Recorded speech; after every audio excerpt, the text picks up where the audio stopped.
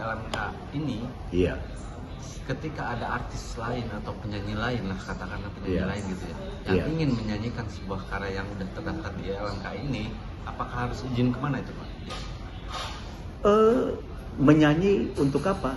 Ketika Menyanyi konser, untuk kepentingan komersial. ya, Kalau menyanyi di panggung-panggung hiburan, ada undangan atau ada show, ya cukup menghubungi LMK secara komersial. Kalau dia menyanyi itu untuk live event yang komersial, itu penyelenggaranya itu menghubungi LMKN yang menghimpun LMK ini untuk dimintakan izinnya. Saya di kantor itu selalu mengeluarkan surat perjanjian lisensi penggunaan karya cipta lagu dan musik, dan nggak susah, cukup masuk di website kami, diisi aja kami mau menyanyikan lagu ABCD, dia bayarkan sesuai ketentuan. Kalau di live event, kalau pertunjukan itu 2% dari tiket yang terjual kalau pertunjukannya komersial. Kalau pertunjukan charity, pertunjukan sosial, 2% dari biaya produksi musiknya. Jadi biaya panggung, sewa organ atau sewa musik, sewa lighting, itu aja. Dan di situ dia menyanyi 10 lagu, 20 lagu, berapa lagu pun ada, bukan hitungan per lagunya. 2% dari biaya produksi atau 2% dari tiket yang terjual. Itu ketentuan yang diatur dengan sistem tarif peraturan Menteri Hukum dan HAM. Begitu. Jadi ketentuan itu ada. Dan sudah sejak tahun berapa dia berlaku. Jadi kan sulit. Cuma yang jadi soal itu ada kehendak baik enggak dari para pengguna komersial. Juga kewajiban moral juga kepada penyanyi. Kalau membawakan lagu, mbok ya disebutkan lagu ini, saya menyanyikan lagu ini ciptaan dari seseorang gitu, sebutkan nama atau ditulis. Masa kita dapat rezeki dari lagu si pencipta lagu itu, tapi kita menyebutkan nama, menulis nama aja malas. Gak boleh itu. Secara moral itu salah. Secara moral. Apalagi secara hitungan komersial.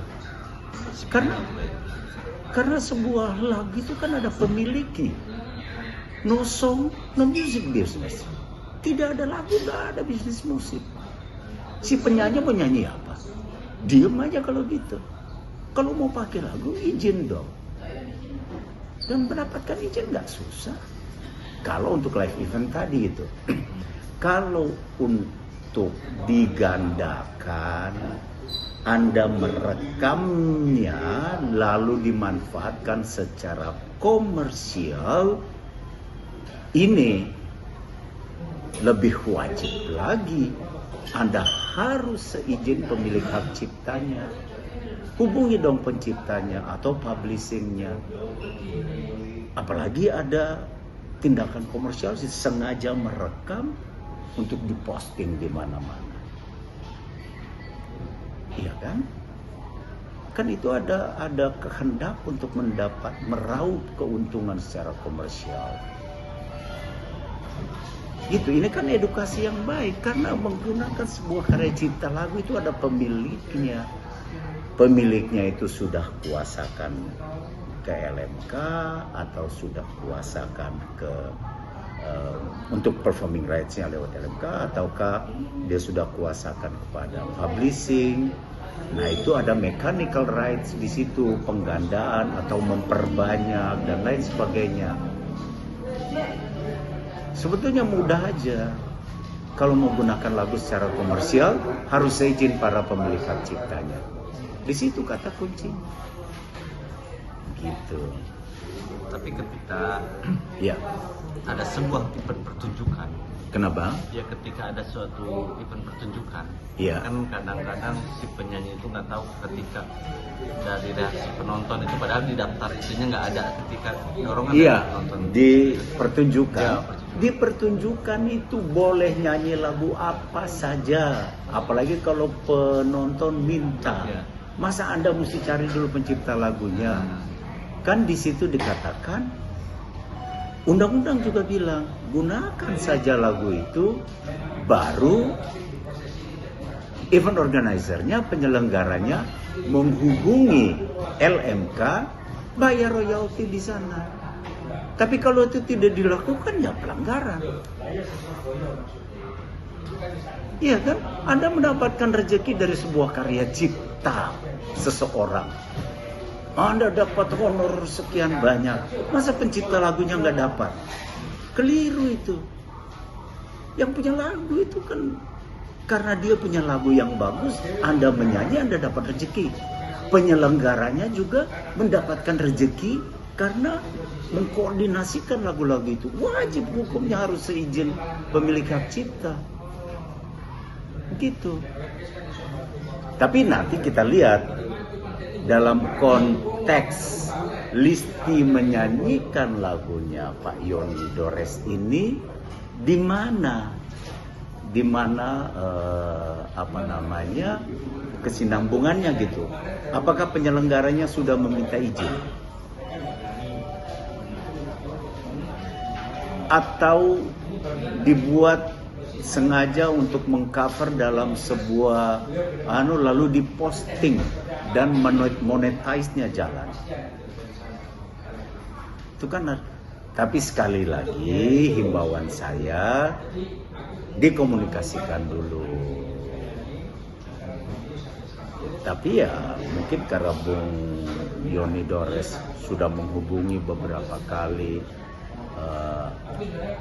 belum diberikan konfirmasi, belum ditanggapi, ya tentunya hak dari pencipta lagu. Ini kan harga diri dia, kehormatan dia. Begitu.